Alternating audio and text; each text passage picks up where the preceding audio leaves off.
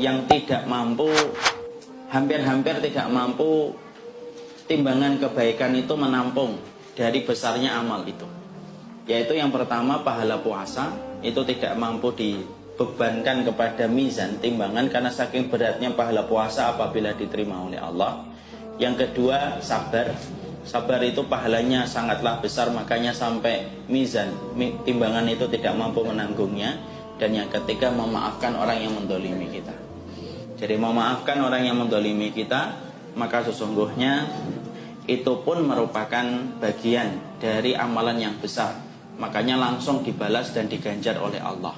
Jadi ada 3 amal yang hampir-hampir timbangan itu tidak mampu menanggungnya. Dan ada 3 amal yang mana balasannya itu dibayar kontan oleh Allah, langsung oleh Allah. Pahala orang yang berpuasa, pahala orang yang bersabar, dan yang ketiga pahala orang yang memaafkan orang lain. Maka disitulah kita akhirnya boleh memaafkan. Boleh nggak kita maafkan? Boleh, dan itu kedudukannya besar. Sudah maafkan, kalau memang dirasa dengan memaafkan dia, maka itu akan menjadi kebaikan untuknya. Silakan maafkan.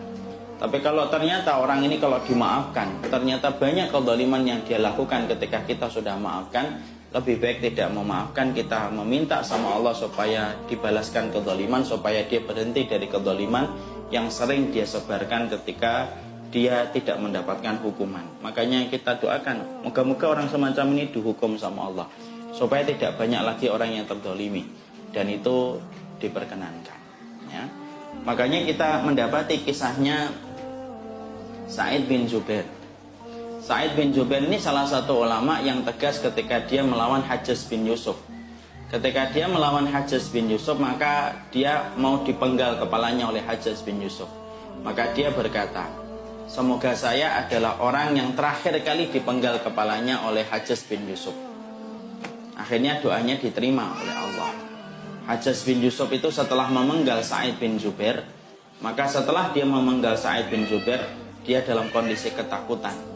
Dia tiap malam tidak bisa tidur sampai matinya. Maka dia selalu berteriak-teriak ketakutan ketika habis membunuh Sa'id bin Jubair.